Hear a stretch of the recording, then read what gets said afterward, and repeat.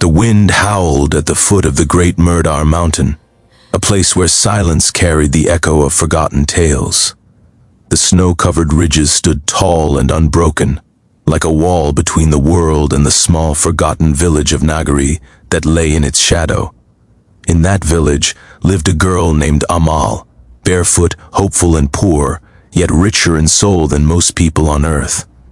Every morning, Amal would walk along the rocky trail leading from her tiny mud house to the mountain's base, where she gathered herbs and firewood to sell in the town 3 miles away. Her mother had passed away 2 winters ago, and her father had fallen sick soon after, leaving her as the only support of their fragile home.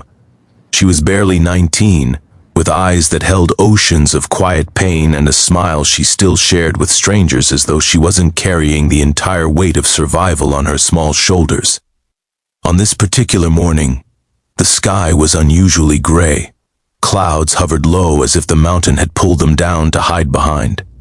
Amal tugged her shawl tighter around her thin shoulders and took careful steps across the rocky ground. She had a strange feeling in her chest, as if something was waiting on the path ahead. Something big, something life-changing. She was right. As she rounded a bend near the foot of the mountain, she froze. A man lay collapsed on the ground. His clothes were expensive, far too good for anyone who belonged in these parts. His suit jacket was torn, his shirt blood-stained on the shoulder. His face was pale, breath shallow, and his body shivered violently from the biting cold. One of his shoes was missing, his hand scraped against the rocks. He looked like someone who didn't belong here at all. Amal dropped her bundle of firewood and ran to him. "Sir, sir, can you hear me?" The man groaned faintly, but didn't respond. She placed her hand near his mouth. His breath was weak. "He'll die here," she thought, panic surging through her. "And no one will know." Amal didn't know who he was or why he had ended up here, but something inside her wouldn't let her leave him. She lifted his cold, heavy arm over her shoulder, bracing her small body against his weight. "Please, help me help you," she whispered. With every step she prayed. Her feet slipped on rocks, the icy wind cut her skin, and the man's weight grew heavier with each passing minute. But she didn't stop. She dragged him all the way to her small home, pushing open the wooden door with her shoulder and letting him collapse gently onto her old cot. Her father sat up weakly on his bed in the corner, startled. "Amal, who is he?"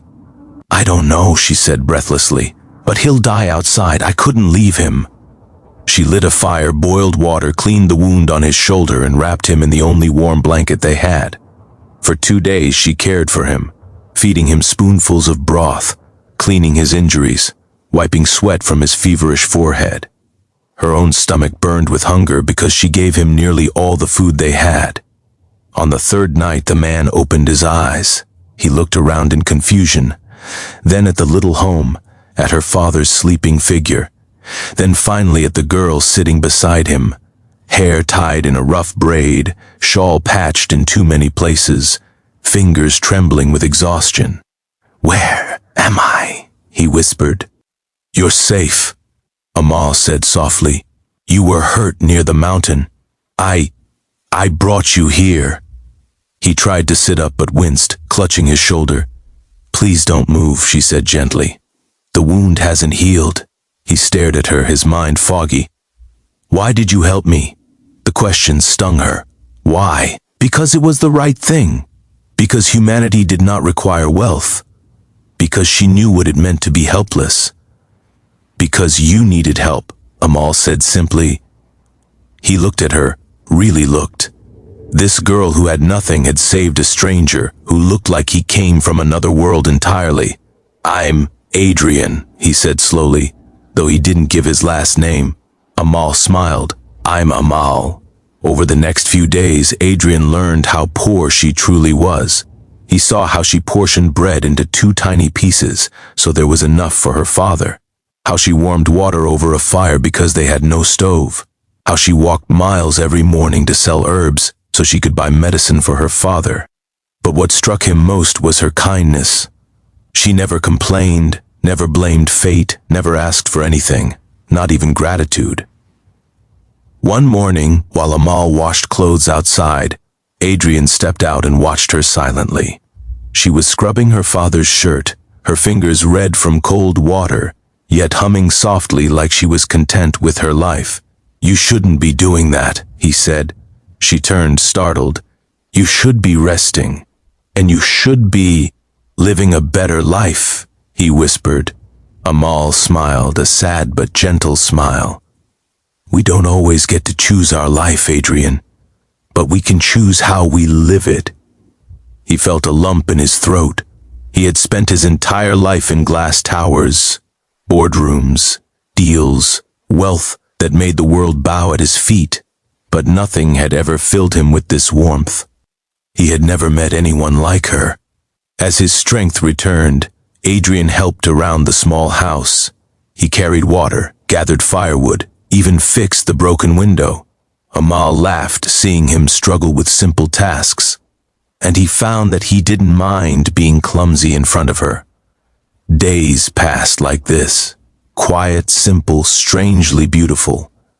And then, one morning, 2 black SUVs drove into the village. Amal was outside washing vegetables when she heard the engines. The doors opened and several men in suits stepped out. Her heart jumped. Were they here to arrest someone? Adrian stepped outside, eyes softening with relief. One of the men rushed to him. "Sir, thank God we finally found you." Amal blinked. "Sir," the man continued, "Mr. Reyes, the entire board has been panicking. We thought—" Adrian raised a hand, stopping him. Amal froze. "Reyes. Adrian Reyes. The Adrian Reyes, billionaire owner of AR Enterprises, the man who built skyscrapers and funded global hospitals. A name she had only heard on radio. A name she had never imagined would sit inside her home." She took a step back, confused, her heart hammering. He watched her, worry in his eyes, afraid of how she would react. "Amal, I was on my way to inspect a new project near the mountain. My helicopter went down because of bad weather. I didn't want to say anything until I recovered." She didn't speak. Her lips parted, but no sound came out. "You're a billionaire," she whispered. "Yes," Adrian said softly, "but that didn't matter when you saved me." His men tried to usher him toward the SUVs, but he turned back to her. "I owe you my life." Amal shook her head. "No, you don't owe me anything." He stepped closer. "I owe you everything." Her father walked out then, leaning on his cane, unaware of the magnitude of the moment. Adrian approached him and bowed his head respectfully. "Sir, your daughter saved my life. I will never forget that." Amal's father smiled weakly. "She has a habit of doing good." Adrian hesitated, then spoke softly. "I would like to take you both to the city. Let me take responsibility for your treatment, your comfort, your future." Amal's eyes widened. We cannot leave our home." "You won't lose it," Adrian said. "I'll rebuild it. I will make it stronger, warmer. You'll never have to worry about medicine again." Amal stared at him, overwhelmed. Nobody had ever offered her anything. No one had even looked at her twice. "Why are you doing this?" she whispered. Adrian swallowed deeply. "Because you saved my life, and because I—" He stopped, unable to find words that didn't shake. Her heart thumped, but she shook her head. "You don't need to say anything.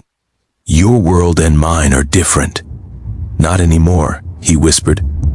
The villagers gathered around, whispering and staring as Adrian helped Amal and her father into the SUVs.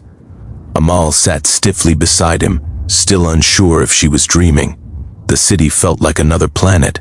Its loud streets and towering buildings made her dizzy. Adrian placed a gentle hand on her shoulder. "You're safe," he said. He admitted her father to the best hospital. Within days, the doctor said he could walk again with treatment.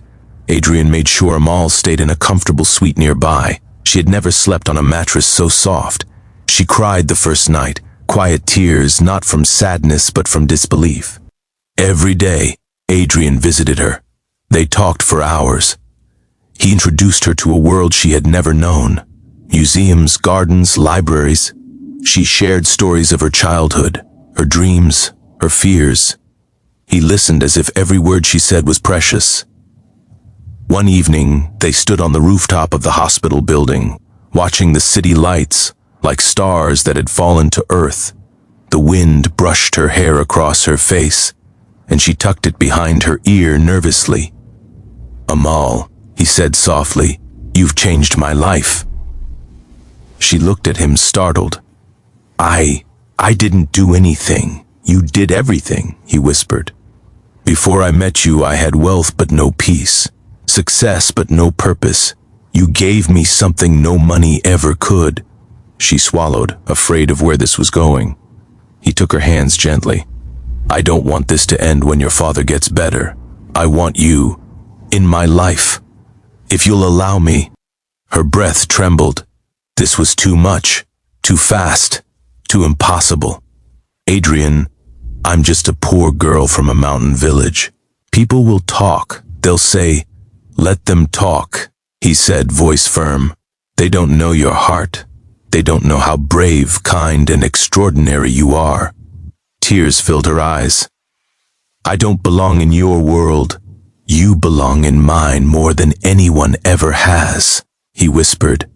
She squeezed his hands, torn between fear and the warmth in her chest. "I don't want to be Charity," she said softly. He cupped her face gently. "You're not Charity. You're the woman who saved my life and stole my heart without even trying." Her breath hitched. No one had ever spoken to her like this. A tear slid down her cheek. He wiped it with his thumb. "Amal, will you stay with me? Not because of wealth, not because I can give you a better life, but because I want to share my life with you." She closed her eyes, overwhelmed. When she opened them, she saw only sincerity in his face, no pity, no debt, only love. "Yes," she whispered. His smile broke like sunlight over snow. He pulled her into his arms, holding her as if she was the most precious thing in the world. Years later, the village of Nagari would speak of the day black SUVs arrived, and how a poor girl's kindness changed her destiny. Amal rebuilt her home and opened a small school for children who grew up just like her. Adrian visited often, hand in hand with the girl who had once dragged him from the foot of a deadly mountain. And every time Amal stood near the ridge where she had first found him, she whispered a quiet prayer of gratitude. Because on that cold morning, she had saved a stranger, unaware that he would become the man who would heal her wounds, lift her dreams, and love her beyond measure. Sometimes destiny hides at the foot of a mountain, waiting for the bravest hearts to find it.